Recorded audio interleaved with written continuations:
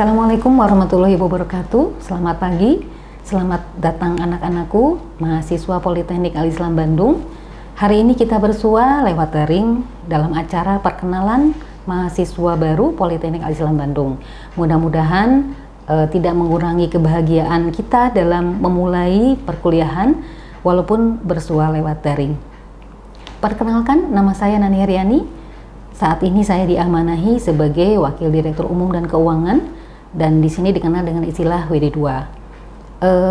Hari ini saya akan memperkenalkan beberapa unit yang ada di bawah koordinasi WD2 yang terdiri dari bagian keuangan dan akuntansi, SDM, Humas, Sarpras, serta beberapa bagian yang dikelola bersama dengan WD1 yaitu SPM, LPPM, Pusat Karir, IT, Laboratorium Bahasa, dan Laboratorium Komputer.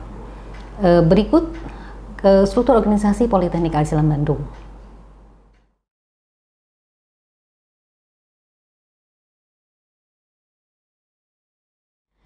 Nah, untuk lebih jelasnya silakan simak penjelasan dari masing-masing unit yang berada di bawah koordinasi Wakil Direktur Umum dan Keuangan.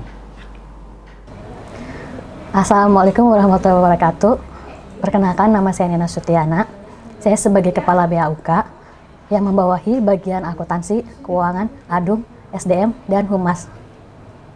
Bismillahirrohmanirrohim. Assalamualaikum warahmatullahi wabarakatuh. Perkenalkan, saya Dini Nur Syahbani. Di sini saya sebagai staf sumber daya manusia di Politeknik Al-Islam Bandung. Tugas saya adalah sebagai pengelola sumber daya manusia di Politeknik Al-Islam Bandung dalam merencanakan, melaksanakan pelayanan, mengevaluasi dan melaksanakan tindak lanjut di bidang administrasi umum dan kepegawaian. Terima kasih.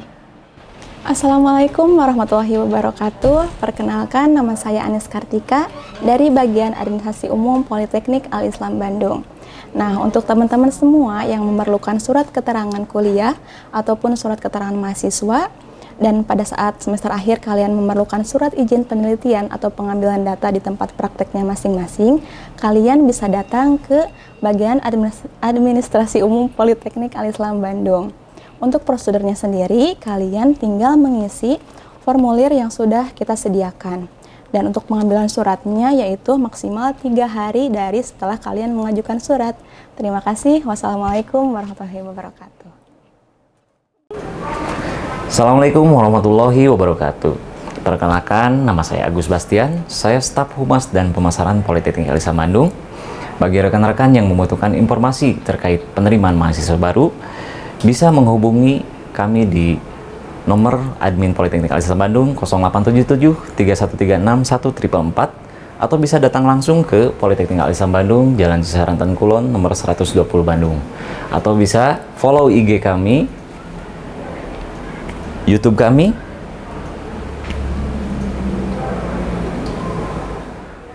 Sekian, terima kasih atas perhatiannya. Wabillahi taufiq wal hidayah. Wassalamualaikum warahmatullahi wabarakatuh. Assalamualaikum warahmatullahi wabarakatuh. Perkenalkan, nama saya Endang Wulandari. Di sini saya sebagai staf keuangan Politeknik Al-Islam. Nah, teman-teman, di sini saya akan menginformasikan tata cara pembayaran keuangan di Politeknik Al-Islam Bandung. Simak baik-baik ya. Nah, untuk pertama-tama teman-teman harus mengecek tagihannya dahulu dengan cara teman-teman bisa akses ke web Politeknik Al-Islam Bandung dengan pilih menu fasilitas, terus pilih info akademik, kemudian login.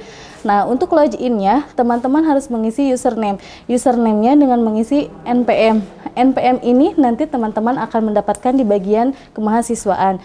Untuk itu passwordnya nanti teman-teman bisa mengakses tanggal akses per hari ini. Misalkan teman-teman mengakses tanggal 27 Agustus 2020. Untuk passwordnya berarti teman-teman harus klik tanggal 27/08/2020. Setelah itu, teman-teman akan mengetahui saldo piutang yang harus dibayar. Nah, untuk pembayarannya, teman-teman diwajibkan melakukan via transfer melalui bank dengan nomor rekening Bank BNI, Bank BJB, atau Bank Syariah Mandiri. Nah, karena mahasiswa baru itu belum punya nomor virtual account, maka mahasiswa harus menukarkan bukti transfer dengan bukti asli kwitansi sebagai POM yang ini. Nah, untuk itu mahasiswa nanti setelah ditukar dengan kwitansi akan mendapatkan, setelah ditukar dengan kwitansi asli dari Politeknik Al-Islam, maka mahasiswa akan mendapatkan pengesahannya. Untuk itu nanti teman-teman semua akan dibagikan nomor virtual account sebagai pengganti nomor rekening yang biasa. Nah, teman-teman, kalau misalkan nanti teman-teman membutuhkan informasi lebih lanjut, bisa menghubungi kami ya di bagian keuangan. Terima kasih. Wassalamualaikum warahmatullahi wabarakatuh. Nah, itulah penjelasan dari beberapa staf yang ada di bawah kurasi WD2. Saya berharap perkenalan ini juga bisa dihafalkan ya oleh anak-anak sekalian, karena ada istilah tak kenal maka ta'aruf. Pesan saya untuk mahasiswa, bersungguh-sungguhlah dalam mencari ilmu dan jati diri. Allah telah memberikan kesempatan kepada kalian untuk belajar di Politeknik Al-Islam Bandung. Pun demikian kedua orang tua telah memberikan restunya. Maka jadikanlah kesempatan kali ini untuk bersungguh-sungguh menempa diri menjadi pribadi yang kuat, tangguh, dan berprestasi. Kalian adalah harapan kami di masa depan, dan di era new normal ini tantangan akan semakin besar. Maka jadilah pribadi yang profesional dan menjadi tenaga kesehatan yang berinovasi, yang mampu menjawab tantangan zaman. Sebagaimana Allah telah memfirmankan dalam surat Al-Imran ayat 110 bahwa kalian adalah umat terbaik yang dilahirkan di dunia ini untuk menyuruh yang ma'ruf dan mencegah yang mungkar. Akhir kata, selamat datang, selamat bergabung di Politeknik Al-Islam Bandung. Semoga sukses, salam sayang dari kami semua. Assalamualaikum warahmatullahi wabarakatuh.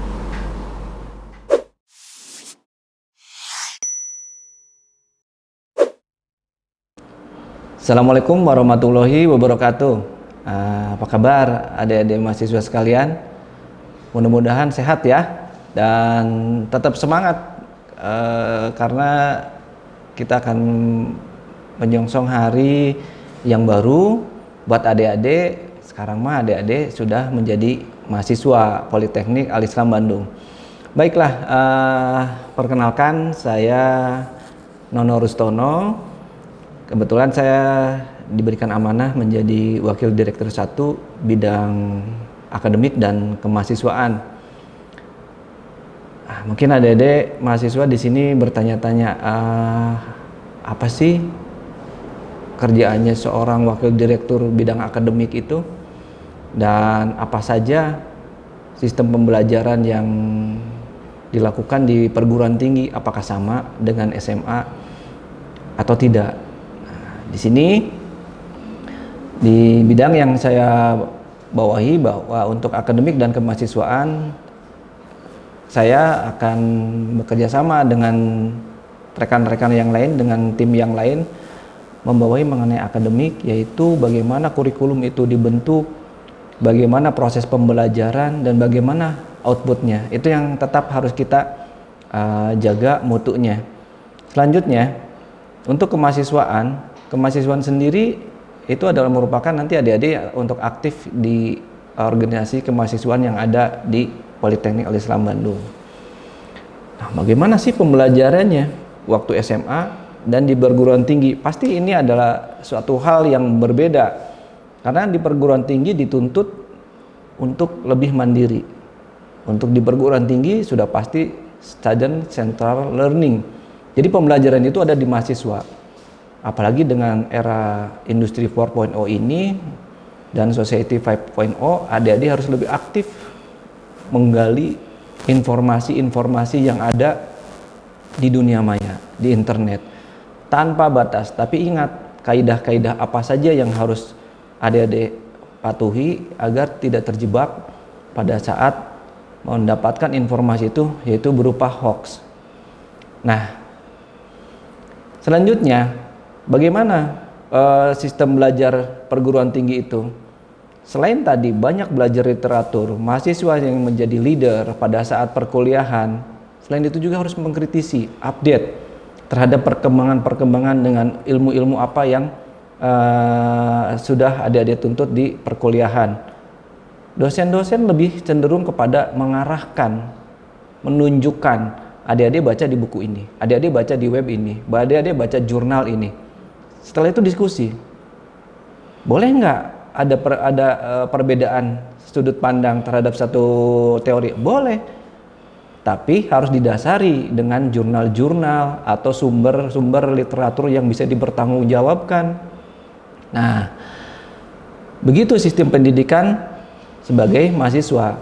Dan setelah adik-adik nanti menjalankan PKKMB ini, adik-adik harus mengikuti perkuliahan, yang mana untuk program Diploma 3 ini kita akan berjalan selama 3 tahun. Pertama, adik-adik nanti masuk sesuai dengan prodi masing-masing, sesuai dengan tingkat 1, tingkat 2, dan tingkat 3, berapa SKS yang harus dikejar, dan dari mata kuliah tersebut, dari seluruh mata kuliah, berapa sih indeks prestasi semester yang harus dicapai, dan berapa indeks prestasi kumulatifnya. Tentu ini adik-adik harus berstrategi, bisa berdiskusi dengan dosennya, dengan dosen wali. Silakan berdiskusi bagaimana caranya agar lulus tepat waktu, tidak mengecewakan orang tua terutama, dan membanggakan buat orang tua. Nah, selain itu juga di kita ada, nanti mungkin adik-adik bingung ya, ya terus bagaimana kami pada saat melakukan perkuliahan dan lain sebagainya. Adik-adik akan dibekali dengan pedoman akademik. Nah, pedoman akademik ini berisi apa saja kontennya. Tentu adik-adik akan penasaran apa dan bagaimana sih pedoman akademik tersebut. Nah, pedoman akademik ini akan disampaikan oleh Kepala Bagian Admin Akademik dan Kemahasiswaan, yaitu oleh Bu Vini Yulianti, AMD MPSE. Mangga silakan kepada Ibu Vini untuk memberikan penjelasan pedoman akademik yang ada di Politeknik Al-Islam Bandung ini. Bismillahirrahmanirrahim. Assalamualaikum warahmatullahi wabarakatuh. Perkenalkan, saya Vini Yulianti sebagai Kepala Bagian Administrasi Akademik dan Kemahasiswaan. Selamat datang dan selamat bergabung di Politeknik Al-Islam Bandung. Saat ini saya akan memaparkan sedikit tentang pedoman akademik yang berlaku di Politeknik Al-Islam Bandung. Beban studi dan lama pendidikan yang ada di Politeknik Al-Islam Bandung saat ini, kita mempunyai beban maksimal sebanyak 120 SKS dan batas waktu studi ditetapkan paling lama adalah 10 semester atau 5 tahun. Kemudian penyelenggaraan pendidikan yaitu 1 tahun akademik terdiri dari 2 semester, pelaksanaan kegiatan akademik selama 16 minggu. Kegiatan 16 minggu ini meliputi 14 kali tatap muka dan juga kegiatan ujian selama 2 minggu yaitu UTS dan UAS. Untuk beberapa hal yang perlu diketahui oleh teman-teman sekalian yaitu daftar dan juga kartu, yaitu yang pertama daftar hadir mahasiswa dan dosen atau DHMD berisi nomor pokok mahasiswa dan dosen wajib menandatangani. Kedua, daftar peserta dan nilai akhir yaitu DPNA berisi daftar seluruh mahasiswa yang mengikuti suatu mata kuliah sesuai dengan DHMD. Diberikan kepada dosen oleh bagian akademik pada saat ujian akhir semester. Ketiga, kartu rencana studi atau KRS berisi daftar mata kuliah yang akan ditempuh oleh mahasiswa dalam semester yang bersangkutan dan juga ditandatangani oleh mahasiswa dan juga dosen wali. Keempat, yaitu kartu nilai akhir yaitu KNA berisi huruf mutu perseorangan mahasiswa dalam suatu mata kuliah yang telah ditempuh. Kedua, huruf mutu dalam KNA diisi oleh dosen pengasuh mata kuliah dan diserahkan kepada bagian akademik dan kemahasiswaan bersama dengan DPNA. Terakhir yaitu kartu hasil studi atau KHS. KHS berisi nilai akhir semua mata kuliah yang telah ditempuh oleh mahasiswa. KHS diisi oleh bagian akademik berdasarkan nilai dari dosen pada akhir semester bersangkutan dan ditandatangani oleh Kaprodi dan Direktur. Kegiatan belajar mengajar yang akan kita laksanakan yaitu kuliah merupakan proses belajar mengajar yang dapat meliputi komunikasi langsung atau tidak langsung. Sedangkan praktikum, kegiatan struktur dan terjadwal yang dapat dilaksanakan di laboratorium. Untuk PKL, kegiatan ini terstruktur dan juga terjadwal yang secara sistematis mengkaji masalah aktual di lapangan. Seminar juga merupakan kegiatan terstruktur juga dan terjadwal yang bersifat membentuk kepribadian mahasiswa dalam berinteraksi dan berkomunikasi. Terakhir adalah tugas akhir, merupakan ujian karya tulis yang telah disusun mahasiswa pada saat PKL di semester 6. Untuk perkuliahan dilaksanakan sesuai dengan kalender akademik yang disusun menurut semester ganjil dan juga semester genap. Jadwal perkuliahan disusun dan ditetapkan oleh BAAK atas dasar masukan dari program studi. Perkuliahan dapat dilaksanakan di kelas ataupun juga di laboratorium dan di lapangan sesuai dengan yang termuat dalam rencana pembelajaran semester atau RPS dan juga rencana pelaksanaan pembelajaran atau RPP. Dalam setiap kali perkuliahan, baik itu tatap muka dan praktikum atau sejenisnya, setiap mahasiswa dan dosen mata kuliah berkewajiban untuk mengisi daftar hadir dan juga daftar kegiatan pengajaran yang disediakan oleh BAAK. Nah, untuk persyaratan ujian yang perlu diketahui bahwa sekurang-kurangnya harus mengikuti 75% kegiatan kuliah yang secara real diselenggarakan pada semester yang bersangkutan. Alasan ketidakhadiran mahasiswa yang dapat dibenarkan karena sakit atau kecelakaan yang dinyatakan dengan surat keterangan dokter spesialis atau rumah sakit yang merawatnya, ataupun juga musibah keluarga dengan dibuktikan surat keterangan yang diperlukan. Apabila kehadiran kurang dari 75%, maka tidak diperkenankan untuk ikut ujian akhir semester. Mengikuti seluruh kegiatan 100%, nah ini untuk praktikum, baik laboratorium, kerja lapangan maupun magang, seminar atau kegiatan sejenis, ini harus full 100%. Bagi mahasiswa yang belum menyelesaikan persyaratan administrasi keuangan, tidak diperkenankan mengikuti ujian sebelum mahasiswa tersebut menyelesaikan administrasi keuangan. Untuk penulisan laporan tugas akhir, mahasiswa boleh secara resmi mulai menyusun makalah akhir studi apabila sekurang-kurangnya telah menyelesaikan 85% beban studi kumulatif yang dipersyaratkan. Nah, apabila laporan tugas akhir itu diperlukan penelitian lapangan, maka dapat ditetapkan pembimbing pendamping yang dianggap ahli dalam bidang yang diteliti. Huruf mutu laporan tugas akhir sekurang-kurangnya adalah C. Untuk bimbingan akademik yang dilaksanakan di Politeknik Al-Islam Bandung ini menetapkan dosen wali yang akan membimbing mahasiswa dalam kegiatan akademik selama menempuh studi. Kemudian jumlah mahasiswa yang dibimbing dosen, idealnya mungkin seorang dosen wali membimbing 15 orang dan sebanyak-banyaknya 20 mahasiswa. Untuk syarat mengikuti praktek, ini program studi radiologi juga ada 4 pelaksanaan, yaitu PKL 1, 2, 3, dan 4, dan minimal nilai adalah C. Sedangkan untuk administrasi rumah sakit, kita ada praktikum 1, 2, 3, dan kemudian terakhir ada pelaksanaan PKL. Nilai kelulusan semua mata kuliah juga harus minimal C.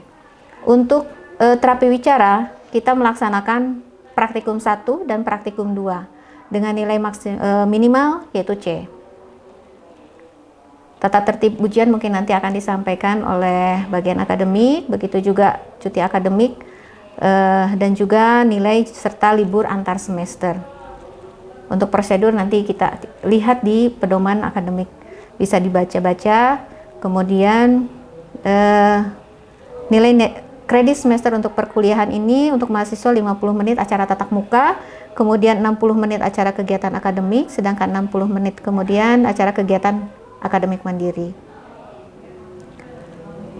Untuk selanjutnya adalah penilaian hasil belajar dan keberhasilan studi. Keberhasilan pendidikan diukur melalui prestasi kebelajar mahasiswa. Komponen penilaian adalah kuis, tugas mandiri, tugas kelompok, laporan-laporan, ujian tengah semester, ujian akhir semester, ujian praktek, dan juga ujian akhir program. Nah, mungkin itu yang bisa saya sampaikan. Selanjutnya mungkin lebih detail nanti oleh bagian akademik. Itu secara garis besar. Terima kasih. Assalamualaikum warahmatullahi wabarakatuh. Ya, begitu adik-adik mahasiswa, tadi sudah dijelaskan oleh Bu Vini. Terima kasih kepada Bu Vini atas penjelasannya tentang pedoman akademik. Saya harapkan nanti adik-adik lebih paham dan mengerti dan juga menjalankan apa-apa yang tertuang di dalam pedoman tersebut. Itu adalah sebagai guideline, sebagai acuan adik-adik untuk menjalankan perkuliahan di Politeknik Al-Islam Bandung ini agar nilainya tetap bagus, tujuan kuliahnya tercapai, membanggakan orang tua, dan prestasinya luar biasa. Selanjutnya dari bagian akademik itu ada nanti yang khusus ke bagian akademik. Nah, Bagian akademik itu apa sih di perguruan tinggi? Bagian akademik ini nanti yang akan mengelola adik-adik nanti, misalnya bagaimana sih perkuliahan saya? Berapa kali sih harus bimbingan perwalian? Apakah saya harus remedial? Apakah saya harus semester pendek? Bagaimana cara memperbaiki nilai?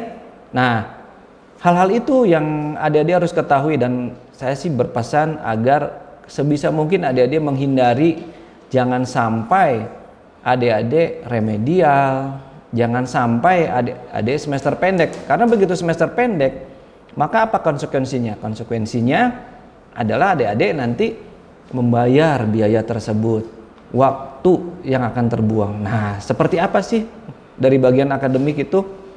Nanti selanjutnya dijelaskan oleh Teh Intan Puspitasari, AMD RS. Mangga silakan kepada Teh Intan untuk memberikan penjelasan tentang akademik.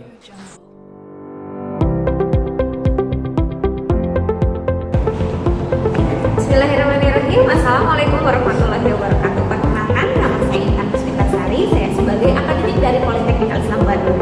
Hari ini saya akan bercerita sedikit mengenai kegiatan akademik di Politeknik Al-Islam Bandung, yang tentunya mungkin ini akan penting buat teman-teman mahasiswa baru yang baru bergabung di Politeknik Al-Islam Bandung. Nah, sebelum menjelaskan lebih jauh mengenai hal-hal akademik, ada beberapa istilah yang tentunya teman-teman perlu ketahui. Apa aja itu? Pertama ada SKS, kemudian ada KRS, ada KHS, ada IP, dan ada IPK. Cukup 5 aja dulu ya. Oke, kita akan bahas satu persatu. Baik, yang pertama adalah istilah SKS, Satuan Kredit Semester. Nah, ini akan berhubungan mengenai lamanya mata pelajaran atau mata kuliah ya yang akan teman-teman jalani. Misalkan matematika 2 SKS itu artinya teman-teman akan belajar matematika selama 2 dikali 50 menit. Oh iya, 1 SKS itu artinya 50 menit tatap muka, jadi pembelajaran antara kita dengan dosen, kemudian 60 menit tugas terstruktur dan 60 menit lagi tugas mandiri. Jadi nanti kalau ke kampus mau belajar, nah ambil yang 50 menit tatap muka itu. Kalau misalkan matematika tadi ada 2 SKS, artinya teman-teman akan belajar selama 2 dikali 50 menit. Itu SKS teman-teman. Nah, untuk D3 teman-teman itu akan menjalani pembelajaran selama 6 semester. Nah, selama 6 semester ini berapa SKS yang akan teman-teman tempuh? Nah, maksimal untuk seorang D3 jumlah SKS yang akan kalian tempuh adalah 120 SKS. Itu untuk SKS. Oke, untuk istilah yang kedua adalah KRS, Kartu Rencana Studi. Kalau tadi sebelumnya teman-teman telah mengetahui bahwa selama 3 tahun di Politeknik Al-Islam Bandung, teman-teman akan menjalani 120 SKS yang nanti akan dibagi ke tiap semester. Nah, tiap semester ini teman-teman akan berapa SKS nih? 20 SKS, 24 atau berapa SKS? Nah, itu semua akan ada di sebuah daftar namanya Kartu Rencana Studi. Jadi rencana pembelajaran, rencana studi apa saja, mata kuliah apa saja yang akan teman-teman jalani selama 1 semester ini. Jumlahnya berapa SKS gitu. Nah, itu adalah KRS, Kartu Rencana Studi. Kemudian yang ketiga adalah KHS, Kartu Hasil Studi. Mungkin kalau di SMA teman-teman lebih mengenal dengan istilah raport. Nah, kalau di kampus, nah di pendidikan tinggi kita sebut itu KHS, Kartu Hasil Studi, di mana di situ teman-teman akan mengetahui dari rencana studi yang tadi berapa mata kuliah, berapa SKS, teman-teman akan mengetahui nilai-nilai teman-teman itu di satu kartu yang namanya KHS, Kartu Hasil Studi.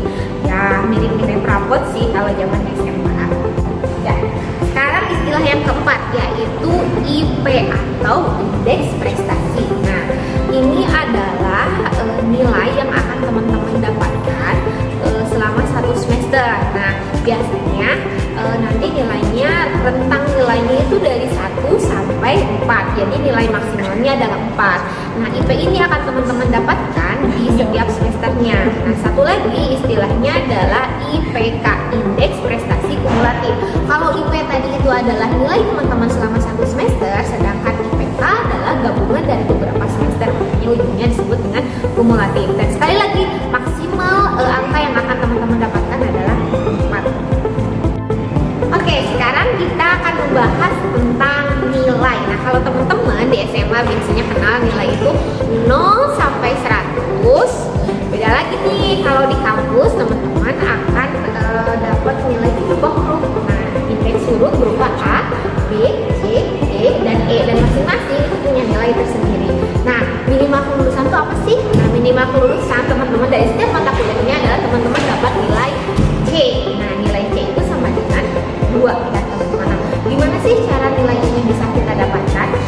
Gimana sih cara dapat nilai A? Gimana sih cara dapat nilai B dan selanjutnya? Kita punya yang namanya patokan nilai. Kalau teman-teman pengen dapat A, artinya teman-teman harus dapat nilai dari 79 sampai 100 pun selanjutnya. Nah, patokan minimalnya nih teman-teman harus dapat nilai C. Nah, bagaimana sih nilai-nilai itu bisa didapatkan? Nah, untuk selanjutnya saya akan menjelaskan mengenai komposisi nilai. Oke, sekarang kita akan membahas bagaimana sih mengkonversikan nilai 0 sampai 100 ke dalam indeks A, B, C, D, dan E. Caranya, di kita itu ada 4 komponen teman-teman yang akan kami satukan. Kemudian komponen ini akan kami lihat teman-teman akan masuk ke nilai A, B, C, D, atau E. Nah, apa saja itu? Pertama, kita akan mengambil 10% dari kehadiran teman-teman. Kemudian yang kedua, kita akan mengambil 20% dari nilai tugas teman-teman. Kemudian yang ketiga, kita akan mengambil 30% dari nilai UTS teman-teman.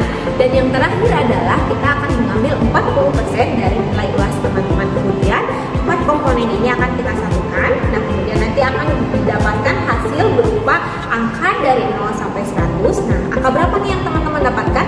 Tinggal masukkan ke dalam tabel yang ada di sini. Nah, teman-teman itu dapatnya nilai apa? A, B, C, D, atau E. Seperti yang saya sampaikan sebelumnya, bahwa minimal kelulusan adalah teman-teman dapat nilai C. Nah, selanjutnya kita akan membahas sesuatu yang sedikit mengerikan, tapi lebih kepada harus teman-teman hindari. Apa itu? 2 nilai yang tidak boleh teman-teman dapatkan. Nilai apa itu? Nilai D dan nilai E. Karena nilai ini tuh artinya teman-teman gak lulus. Nah, apa yang terjadi jika misalnya teman-teman mendapatkan nilai D atau mendapatkan nilai E? Pertama, kita akan bahas mengenai nilai D. Oke, nilai D adalah nilai yang teman-teman dapatkan dan itu kami anggap tidak lulus. Lalu bagaimana supaya bisa lulus dengan nilai D ini? Maka teman-teman harus menjalani satu proses yang disebut dengan remedial. Mungkin ini gak asing lagi ya buat teman-teman. Jadi buat teman-teman yang mudah-mudahan gak ada ya, teman-teman misalkan ada yang dapat nilai D, maka teman-teman wajib melakukan remedial. Nah, remedial itu adalah ujian ulang. Jadi teman-teman harus ujian kembali mata kuliah tersebut dan kemudian nilai maksimal yang bisa teman-teman dapatkan hanya C. Itu kalau nilainya D. Oke, selanjutnya kita akan membahas bagaimana sih kalau misalkan ternyata teman-teman dapat nilai E. Nah, nilai E ini udah pasti D aja nggak lulus, apalagi E. Nah, apa yang harus dilakukan jika teman-teman dapat nilai E? Teman-teman harus melakukan SP, semester pendek. Apa itu semester pendek? Artinya teman-teman harus mengulang mata kuliah tersebut, melakukan 14 kali pertemuan, 1 kali UTS dan 1 kali UAS. Wah, berarti repot banget ya, karena teman-teman harus mengulang perkuliahan. Dan caranya bisa 2, teman-teman bisa secara private langsung dengan dosennya, dan yang kedua adalah teman-teman turun ke adminka. Tentunya ini perlu teman-teman hindari karena biayanya besar dan teman-teman harus mengulang perkuliahan. Dan yang kedua ya tentunya ini akan berakibat terhadap kelulusan tepat waktu. Jadi kalau bisa hindari nilai D dan nilai E. Nah, selanjutnya setelah teman-teman tahu mengenai beberapa istilah, kemudian apa yang harus dihindari dan apa yang harus dilakukan, berarti saatnya teman-teman membuat strategi. Strategi untuk apa? Strategi untuk bisa mendapatkan nilai A dan B. Ya minimal C, D, jangan sampai teman-teman dapat nilai D ataupun E. Karena seperti yang tadi sudah disampaikan, bahwa kalau teman-teman dapat nilai D harus remedial, kalau dapat nilai E teman-teman harus SP atau mengulang perkuliahan. Nah, gimana sih caranya supaya terhindar dari nilai D dan E? Gampang banget teman-teman. Setelah tadi sebelumnya saya sampaikan mengenai komposisi nilai yang 10%, 20%, 30%, dan 40%, sebetulnya teman-teman tinggal 1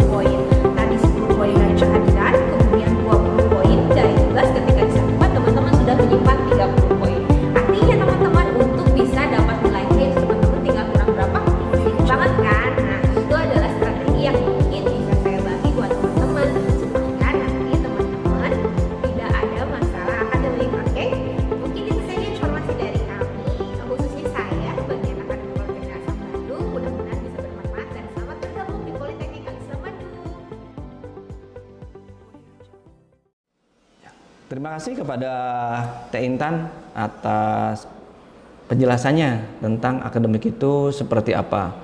Nah, selanjutnya adik-adik akan dipaparkan juga mengenai bagaimana sih kemahasiswaan itu. Nah, apa saja yang adik-adik bisa lakukan di dalam Ormawa? Apakah nanti adik-adik aktif di Hima atau di BEM? Nah, apakah nanti Ormawanya yang eksternal? Silakan nanti adik-adik bisa berdiskusi nanti dengan Teh Fitri Andriani AMD ARS yang akan menjelaskan tentang kemahasiswaan yang ada di kita itu apa saja, Ormawa internal, eksternal, dan UKM, usaha kegiatan mahasiswanya apa saja, sehingga kita harapkan adik-adik itu tidak menjadi mahasiswa yang kupu-kupu, yaitu kuliah pulang. Saya mengharapkan adik-adik nantinya menjadi mahasiswa kura-kura, kuliah rapat ya. Silakan Teh Fitri penjelasannya mengenai kemahasiswaan. Assalamualaikum warahmatullahi wabarakatuh. Selamat datang kepada peserta PKKMB tahun 2020. Perkenalkan, nama saya Fitri Andriani. Saya adalah sebagai staf kemahasiswaan. Saya akan menerangkan tentang hak dan kewajiban sebagai mahasiswa Politeknik Al-Islam Bandung. Yang pertama, untuk haknya adalah hak kebebasan akademik, yaitu menambah ilmu yang telah didapatkan, seperti melakukan pengabdian kepada masyarakat dan penelitian. Yang kedua, yaitu mengikuti kegiatan proses belajar mengajar. Saat melakukan proses belajar mengajar, itu ada etika yang harus dilakukan, yaitu datang tepat waktu, datang sebelum dosennya datang, dan kalau misalnya ada pertanyaan, itu ajukan dengan cara yang sopan. Dan saat proses pembelajaran itu ada hal yang harus dilakukan, yaitu mengisi absensi, tapi tidak boleh mengisi absen teman-temannya. Kayak misalnya menitip, karena kita di sini bukan sedang arisan. Jadi mohon untuk diperhatikan absensinya, karena nanti kita akan merekap presentasi kehadiran. Presentasi kehadiran nanti akan berpengaruh terhadap izin boleh atau tidaknya untuk mengikuti ujian baik UTS maupun UAS. Yang selanjutnya yaitu menggunakan fasilitas yang tersedia di Politeknik Al-Islam, seperti ada laboratorium, ada lab bahasa, dan yang lainnya. Nah, untuk mahasiswa jangan selalu meminta untuk haknya untuk kita berikan kepada kalian, akan tetapi jangan lupa untuk kewajibannya juga harus dijalankan. Nah, dan kemudian untuk mahasiswa ada kewajiban yang harus dilakukan selama menjadi mahasiswa Politeknik Al-Islam Bandung. Dan semoga ini tidak hanya menjadi kewajiban sebagai mahasiswa saja, tapi sebagai manusia yang bermasyarakat. Yang pertama, kita harus berperilaku, berpenampilan, dan bersikap sopan, serta menjaga martabat sesama sivitas akademika, institusi, dan masyarakat. Kemudian kalau misalnya kita datang ke kampus melakukan perkuliahan, itu mohon untuk pakaiannya diperhatikan agar memakai pakaian yang rapi, sopan, dan pantas. Dan otomatis harus bersih juga ya. Nah, yang kemudian harus menciptakan suasana proses belajar mengajar demi mendukung kelancaran proses belajar mengajar. Selanjutnya harus menjaga kebersihan, keindahan, dan ketenangan lingkungan guna mendukung kelancaran proses belajar mengajar. Ingat, jangan pernah mencoret-coret tembok atau hal-hal lain di tempat duduk yang kayak gitu. Itu sangat tidak etis ya untuk seorang mahasiswa kayak gitu.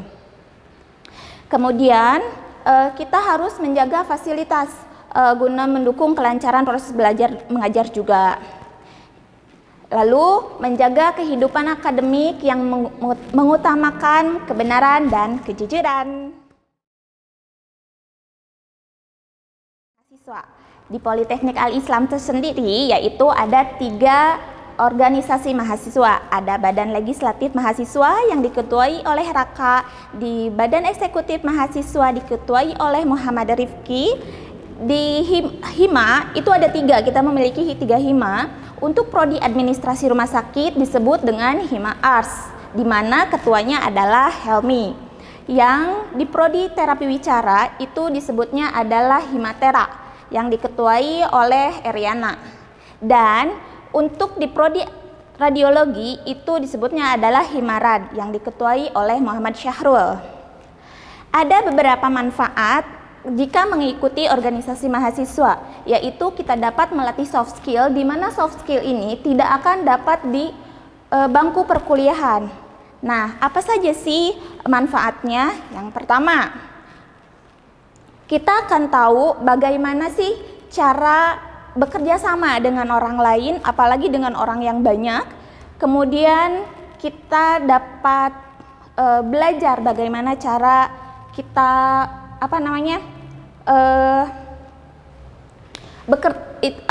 membuat acara dengan baik. Nah, selain itu juga kita dapat banyak mendapatkan link-link atau menambah teman atau menambah pengetahuan tentang organisasi dengan organisasi mahasiswa yang ada di luar Politeknik Al-Islam Bandung. Nah, kemudian untuk di Politeknik Al-Islam Bandung itu organisasi mahasiswanya menjalankan unit kegiatan mahasiswa, yaitu ada olahraga dan seni.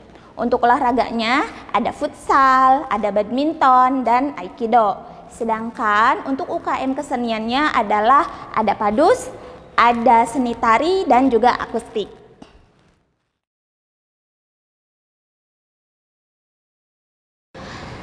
Kegiatan yang wajib diikuti oleh mahasiswa Politeknik Al-Islam Bandung yaitu adalah kegiatan PKKMB yang sekarang sedang kita laksanakan, dan juga latihan dasar kepemimpinan.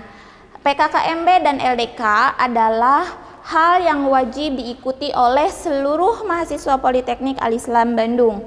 Jika tidak mengikuti tahun ini, jadi kita harus mengulang di tahun depan. Dan PKKMB LDK itu adalah sebagai syarat untuk menjadi kepengurusan organisasi mahasiswa. Selain itu juga ada yang lebih parahnya. Itu adalah sebagai kelulusan di Politeknik Al-Islam Bandung. Yang kedua, kita itu wajib mahasiswanya mengikuti pesantren ahad, di mana pesantren ahad itu dilakukan ya sesuai dengan namanya ya, namanya juga ahad, otomatis dilakukannya adalah setiap hari Minggu, dan kegiatannya dilakukan selama 10 pertemuan. Yang ketiga yaitu mentoring. Mentoring ini dilakukan oleh mahasiswa di semester 2 sampai dengan semester 5. Untuk di semester 6-nya yaitu di tingkat akhir itu harus mengikuti kegiatan pesantren intensif sebagai syarat kelulusan juga. Yang selanjutnya yaitu harus mengikuti kegiatan STAPA. Apa sih STAPA? Yaitu seminar tugas akhir yang adanya hanya di Poltek aja, namanya STAPA, Seminar Tugas Akhir Politeknik Al-Islam Bandung. Nah, yang selanjutnya baru boleh ikutan yudisium. Sebagai informasi yang sangat penting untuk mahasiswa Politeknik Al-Islam Bandung, bahwa Politeknik Al-Islam Bandung pernah menjadi juara harapan kewirausahaan mahasiswa Indonesia yang kategorinya adalah kategori industri kreatif yang diselenggarakan oleh siapa? Belmawa Kemenristek Dikti. Itu kegiatannya dilaksanakan di Politeknik Negeri Pontianak tahun 2017. Itu keren ya, hanya satu-satunya perguruan tinggi swasta di Indonesia yang menjadi juara harapan. Produknya adalah Colorful Smart Book, dan selanjutnya adalah ini. Apa sih yang ada di belakang saya ini? Di sini ada es krim. Es krimnya bukan es krim yang ada di minimarket seperti itu ya. Es krimnya adalah sehat. Karena apa? Terbuat dari kulit pisang. Itu nggak pernah ketemu kan? Dari kulit pisang, diapain sih kulit pisangnya? Masa sih dari kulit pisang bisa jadi es krim? Nah, itulah kehebatannya anak-anak Politeknik Al-Islam Bandung bisa menciptakan kreasi es krim dari kulit pisang. Ini dan selanjutnya adalah bayem. Nggak asing dong dengan bayem, tapi bayem ini adalah diolah menjadi sebuah keripik, di mana keripiknya pasti sehat juga karena keripik bayam ini dapat dikonsumsi oleh anak-anak yang berkebutuhan khusus seperti autis yang seperti itu. Jadi sehat banget ya, tanpa MSG. Dan yang terakhir adalah Book Toy Smart. Ya, ini adalah kreatif dari anak-anak terapi wicara. Nah, ini semua adalah kita mendapatkan hibah dari Dikti tentunya. Dan kepada teman-teman semuanya, semangat, lanjutkan dengan kreativitas kakak tingkatnya sampai bergabung di Politeknik Al-Islam Bandung. Terima kasih. Wassalamualaikum warahmatullahi wabarakatuh. Terima kasih kepada Teh Fitri atas penjelasannya. Mudah-mudahan ini adik-adik makin jelas ya apa saja yang ada di Politeknik Al-Islam Bandung ini, terutama di bagian akademik dan kemahasiswaan. Nah, selanjutnya kan tadi dari bagian akademik, tentu tidak afdol kalau adik-adik belum mengetahui dari masing-masing program studi yang ada di kita. Program studi yang ada di kita yaitu ada 3 program studi. Yang pertama radiologi, terapi wicara, dan administrasi rumah sakit. Sesuai dengan tagline bahwa kita adalah tenaga langka dan mudah kerja, memang untuk program studi yang ada di kita ini masih jarang ada di Jawa Barat. Nah, untuk ketiga program studi ini dipimpin kebetulan oleh ibu-ibu ketua program studi. Nanti akan menjelaskan masing-masing program studi tersebut. Nah, kita akan dengarkan langsung paparan dari ketua program studi dari masing-masing program studi, dari radiologi, terapi wicara, dan administrasi rumah sakit. Mangga, dipersilahkan. Assalamualaikum warahmatullahi wabarakatuh guys. Selamat datang bagi mahasiswa baru program studi radiologi Politeknik Al-Islam Bandung. Perkenalkan, nama saya Jainal Arifin. Di sini saya sebagai sekretaris program studi radiologi. Dan di sebelah saya itu yang kece dengan siapa, Bu? Saya dengan Oktarina Damayanti. Di sini saya sebagai ketua program studi radiologi. Baik, adik-adik semua, selintas saya akan menyampaikan tentang prodi radiologi. Prodi radiologi itu mempunyai visi penghasil radiografer terkemuka di Jawa Barat yang tepat terap guna Islami dan berorientasi internasional. Nah, untuk menunjang kegiatan visi tersebut, maka Politeknik Al-Islam Bandung telah memfasilitasi program studi radiologi dengan peralatan lab yang cukup baik. Peralatan lab ini nanti akan kalian gunakan dari semester 1 sampai di semester 6. Nah, di semester 1 nanti kalian akan menggunakan ini, juga akan difasilitasi dengan alat Phantom. Alat Phantom ini, Pak Jenal ya, dari atas kepala sampai ke ujung kaki, semua lengkap. Sehingga nggak usah takut kalian akan terpapar oleh radiasi sinar X. Begitu ya, Pak Jenal. Dan jangan lupa nanti di kita itu ada keunggulan mahasiswa itu mahir untuk menggunakan CT scan ya, Bu ya? Iya. Nanti semester 5 itu. Nah, di semester 5 nanti kalian akan lebih banyak dipapari tentang CT scan secara basic, karena memang keunggulan dari program studi kita itu tentang CT scan, begitu ya, Pak Jenal. Dan lulusannya pun dari program studi radiologi itu kurang dari 3 bulan ya, Bu, katanya udah pada kerja ya, Bu ya? Iya, memang kadang-kadang tidak nyampe 3 bulan. Jadi pada saat nanti kalian PKL itu tempat PKL itu sudah mengetek setiap mahasiswa yang nanti akan menjadi calon karyawan di tempat tersebut. Begitu loh, Pak Jenal. Wah, pokoknya kalian tuh nggak salah pilih ya. Salah pilih program studi radiologi ini. Mudah-mudahan kita ada moto sebenarnya, Bu ya. Ya. Dengan apa, Bu? Salam radiasi. Bersama sejahtera mendunia. Sarangeo. Assalamualaikum warahmatullahi wabarakatuh. Saya Teti Eka Sari sebagai Kaprodi Program Studi Terapi Wicara.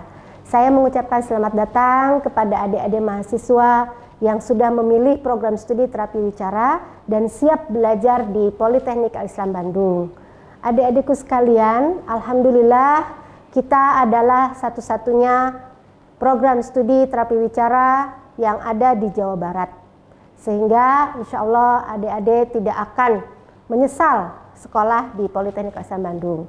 Adik-adikku sekalian, Terapi wicara adalah bentuk pelayanan keterapian fisik di bidang kesehatan yang nantinya kita akan belajar berkenaan dengan ilmu dan teknologi dalam bidang komunikasi dan menelan. Bidang komunikasi terdiri dari aspek bahasa, wicara, komunikasi, irama kelancaran suara. Sedangkan untuk menelan itu adalah makan minum, serta mengunyah serta menelan. Nah, nanti adik-adik juga akan belajar berkenaan dengan penyebab dari gangguan komunikasi dan menelan. Seperti yang adik-adik lihat di sini, Bu Teti sedang berada di lab anatomi, di mana nanti kita akan belajar sumber-sumber gangguan dari menelan itu apa, ya, yang berkenaan dengan organ wicara, bahasa, dan menelan. Adik-adikku sekalian, nanti kalian akan belajar berkenaan gangguan komunikasi dan menelan untuk anak-anak sampai dewasa. Peluang kerja kalian pun sangat luas. Kalian bisa bekerja nanti kalau sudah lulus itu di rumah sakit, di klinik, di puskesmas, posyandu, pusbindu, kemudian di SLB atau di sekolah inklusi. Apabila kalian tidak ingin bekerja di orang lain, di rumah sakit atau di institusi yang lain, kalian bisa membuka praktek sendiri di rumah. Atau kalian melakukan home care atau melakukan pelayanan-pelayanan terhadap gangguan komunikasi menelan itu dari rumah ke rumah. Nah, jadi itu sekilas saja dari Bu Teti berkenaan dengan terapi wicara, dan yang jelas kalian akan belajar bersungguh-sungguh di sini dipandu oleh dosen-dosen yang berkompeten, dan insya Allah kami adalah tenaga langka yang mudah kerja. Insya Allah. Assalamualaikum warahmatullahi wabarakatuh. Bismillahirrahmanirrahim. Allahumma sholli ala Muhammad wa ala ali Muhammad. Assalamualaikum warahmatullahi wabarakatuh. Perkenalkan, nama saya Wiwin Winarti, Kaprodi Administrasi Rumah Sakit atau disebut ARS Politeknik Al-Islam Bandung. Prodi ARS merupakan perguruan tinggi vokasi di mana mahasiswa belajar selama 3 tahun. Setelah itu kemudian kemana? Banyak bidang yang bisa dikerjakan. Setelah lulus, mereka bisa bekerja di rumah sakit, puskesmas, klinik, atau fasilitas kesehatan yang lain. Kemudian di rumah sakit akan di manakah mereka bekerja? Banyak lini yang bisa dimasuki oleh para lulusan Prodi ARS. Yang pertama adalah sebagai tenaga pelayanan medis. Banyak lulusan kami yang menjadi front office atau ada frontliners, kemudian bisa di klinik-klinik atau di rekam medis dan di bagian keuangan. Kemudian setelah itu, mereka juga bisa menjadi seorang asisten perencana yang membantu para konsultan saat mereka ingin membangun sebuah rumah sakit. Dalam kurikulum kami, mereka diajarkan bagaimana sih sebuah rumah sakit yang baik ini dan bagaimana akreditasinya agar rumah sakit menjadi baik. Kemudian mereka juga bisa menjadi seorang komunikator. Dalam bidang komunikator ini, mereka diajarkan bagaimana berkomunikasi dengan baik sehingga saat mereka bekerja, mereka bisa melakukan sebuah promosi kesehatan kepada masyarakat, di mana mereka bisa menerangkan bagaimana mencegah penyakit, bagaimana kita bisa menjaga kesehatan agar tidak masuk ke rumah sakit. Kemudian setelah itu mereka juga bisa melakukan pengelolaan data dan sistem informasi rumah sakit. Perlu saya gambarkan bahwa rumah sakit merupakan sebuah organisasi yang rumit, di mana di sana semua berkumpul, ada dokternya, ada perawatnya, ada tenaga kesehatan lain, pemeliharaan dan sebagainya. Di sini posisi lulusan administrasi rumah sakit menempati posisi yang sangat krusial, yaitu untuk melakukan pembenahan di administrasi. Mungkin sebagian orang menganggap bahwa pekerjaan administrasi merupakan hal yang tidak sulit. Betul, mungkin tidak sulit, tetapi di sana diperlukan kehati-hatian dan ketelitian. Apabila tidak teliti, maka bagaimanakah pengelolaan sebuah rumah sakit akan dikelola. Yang terakhir adalah bahwa lulusan administrasi rumah sakit bisa menjadi seorang verifikator. seperti yang kita ketahui bahwa banyak masyarakat kita yang menjadi anggota asuransi. Apakah asuransi itu asuransi swasta ataupun asuransi BPJS. Nah, untuk pengklaiman dari rumah sakit itu bukan merupakan hal yang mudah. Diperlukan juga pemberkasan yang lengkap dari A sampai Z sehingga mereka akan diberikan klaimnya oleh pihak asuransi. Bila ini tidak dilakukan, maka pembayaran klaim itu tidak bisa dilaksanakan. Dan disinilah peran para lulusan administrasi rumah sakit bisa dilakukan menjadi seorang verifikator. Demikianlah sedikit pemaparan tentang lulusan administrasi rumah sakit. Dan dari pengalaman kami selama 20 tahun, lulusan kami jarang sekali yang bekerja setelah lulus itu dalam jangka waktu yang lama. Biasanya setelah lulus langsung terserap. Mengapa? Karena rumah sakit makin berkembang, kebutuhan tenaga administrasi lebih diperlukan, dan kita mencetak tenaga-tenaga langka yang mudah kerja. Maka oleh sebab itu merupakan pilihan yang sangat tepat bila Anda ingin kuliah dan cepat kerja. Terima kasih. Wassalamualaikum warahmatullahi wabarakatuh. Terima kasih kepada Ibu-ibu Ketua Program Studi atas penjelasannya.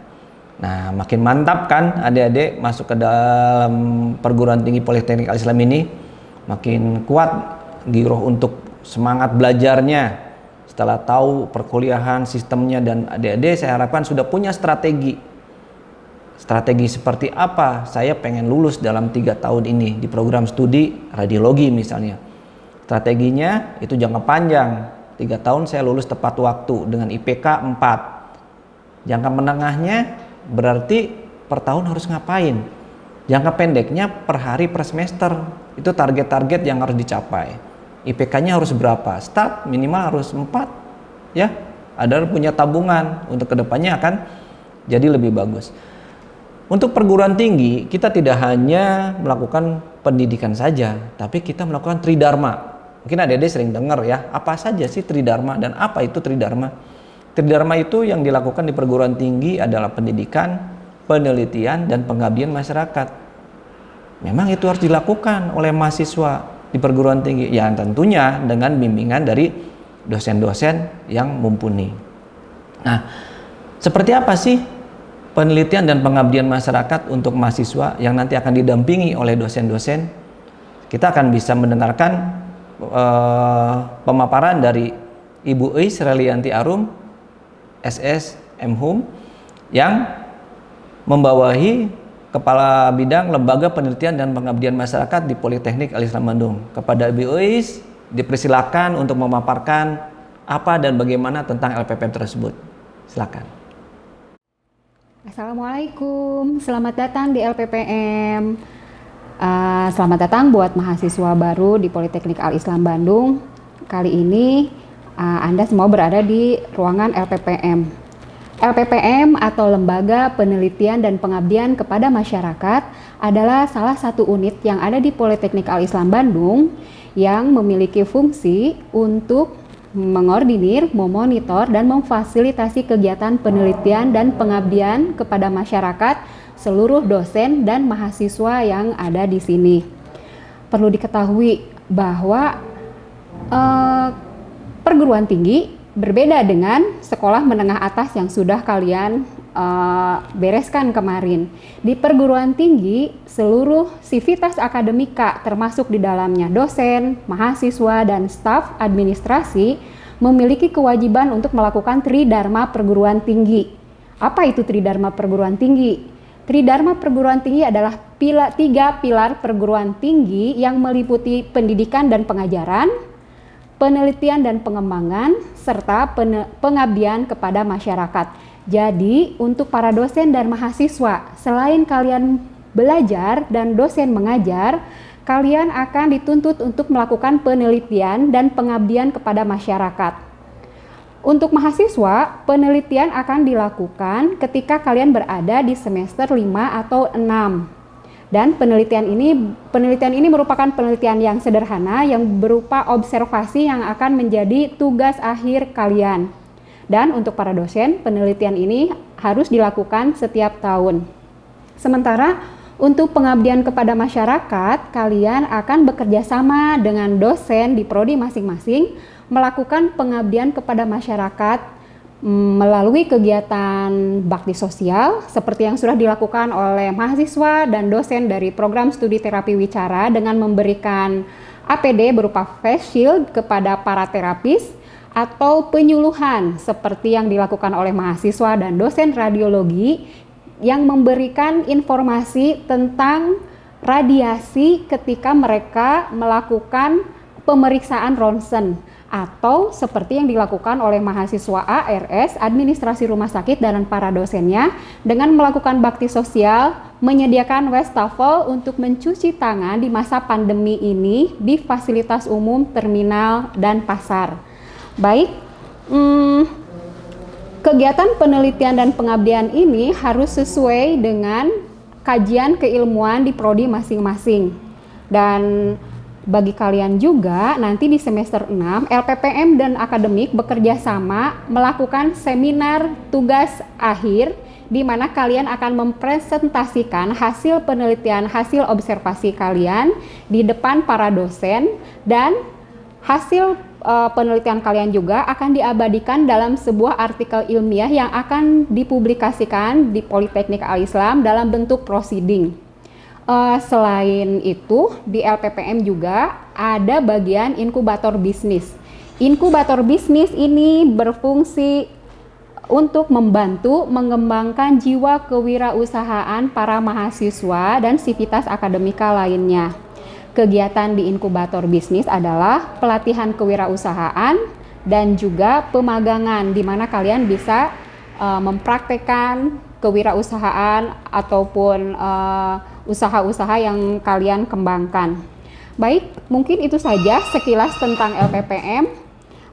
Selamat menjalankan kegiatan PKKMB dan selamat belajar. Semoga kalian mendapatkan ilmu yang bermanfaat selama belajar di Politeknik Al-Islam Bandung. Terima kasih. Wassalamualaikum warahmatullahi wabarakatuh. Terima kasih kepada Bu Ois atas pemaparannya. Dari semua penjelasan tadi, saya harapkan adik-adik mahasiswa mendapat penjelasan yang kurang lebih tergambar. Seperti apa sih Politeknik Al-Islam Bandung itu? Seperti apa sih Politeknik Al-Islam Bandung, dan dengan kegiatan akademik, dengan kegiatan kemahasiswaannya, dan bagaimana mata kuliah di masing-masing prodi. Nah, jadi saatnya adalah adik-adik menerapkan strategi yang adik-adik buat nanti. Kalau kata orang Sunda, perih heula, nggak apa-apa. Sekarang adik bersakit-sakit dahulu. Sekarang adik bertempur, berjuang menjalankan amanah orang tua untuk belajar, untuk mendapatkan hasil akhir yang lebih bagus. Jadi jangan ada lagi istilah, saya mah kaum rebahan, saya mah pengen santuy aja. Nggak ada istilah kayak gitu. Harus fight, harus semangat untuk mencapai cita-cita. Dan tidak hanya berhenti di sini, nanti setelah adik-adik lulus, terus belajar dan terus belajar. Terima kasih atas segala perhatiannya. Wassalamualaikum warahmatullahi wabarakatuh. Mari puasa 2020 menembus batas, hadapi rintangan.